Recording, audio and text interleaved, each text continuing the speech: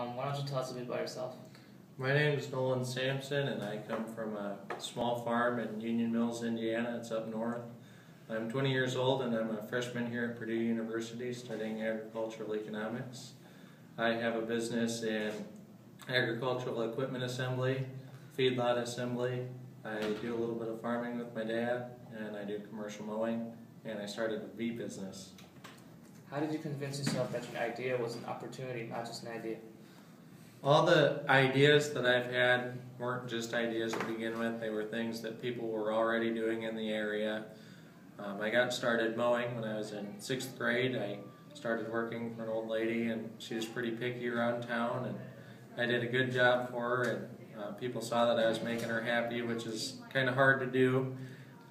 And I just grew from there by just people word of mouth, and I started a commercial mowing business and grew it and expanded. As I got more money, I added more equipment and more workers, and I was able to do more and more, and I would do it fast and do it good.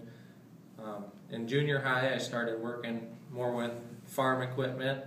I got asked to help assemble a center pivot irrigator, which is basically like a big self-propelled sprinkler.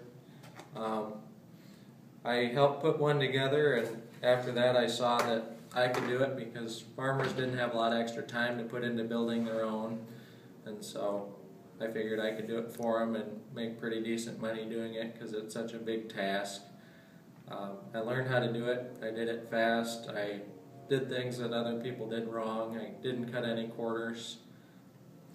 So after I learned how to do it, people saw that I did a good job, and they didn't want to have to put it together, and I was able to charge less than other people were at the time. Being such a young high school student, I didn't charge a whole lot. My time wasn't worth as much as other people's. I got contracts through the company T&L, who put them together. They got huge demand at the time because farmers saw it was paying off to have water on their crops. They got so many different orders at one time, they couldn't keep up, so they hired me to do it, and I hired other people to help me.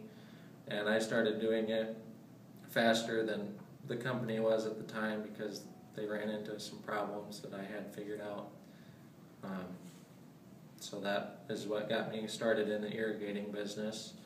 I also assemble these planters which plant the seed for farmers. Somebody asked me to help them out with one. They had ordered it and didn't want to pay the dealership to put it together, and so they said, here's the manual, here's all the parts, you should be able to figure it out. They figured I could do it in about 40 hours. It took me about 80. A lot longer than I thought. There's many intricate parts. It's like a big puzzle. But once I got it figured out, I was able to do it faster than most of the dealerships, and I found some innovative ways to make my work a little bit better than theirs, stand out. I just would make things look a little neater, add things on that weren't necessarily supposed to, but I saw that it would make it better.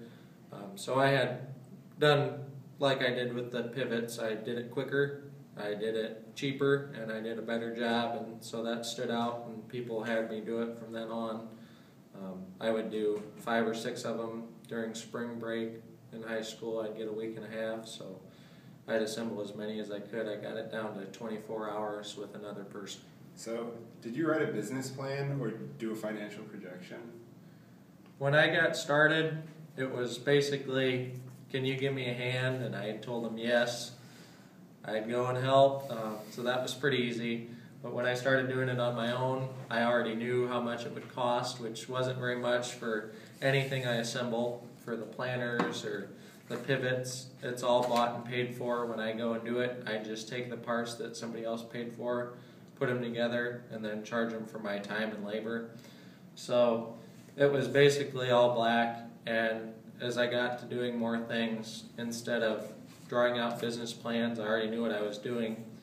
I just did scratch sheet of paper at nights when I was free and figure out how much money I was going to make, how much time it would take me, how difficult the work was, and if it was profitable, if I was going to make a decent amount of money, I'd do it.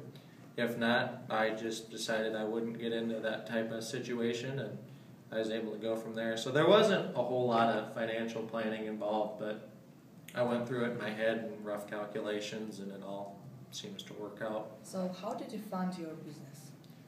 My business didn't really require too much funding. Like I mentioned before, the jobs that I had gotten into before, it was come help me do this and I'll pay you by the hour. So I did that, and then when I started mowing, I just did the one lady's yard and she had her own mower, and so there wasn't any input cost for me.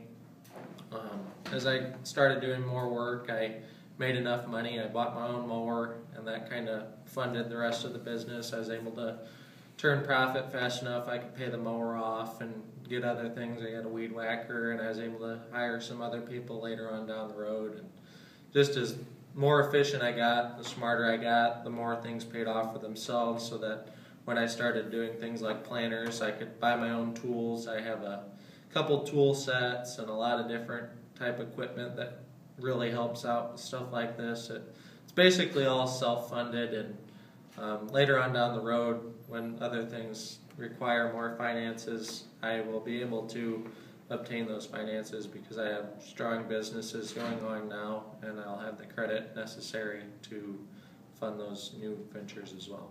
So Nolan, if you were starting over again, would you do anything differently?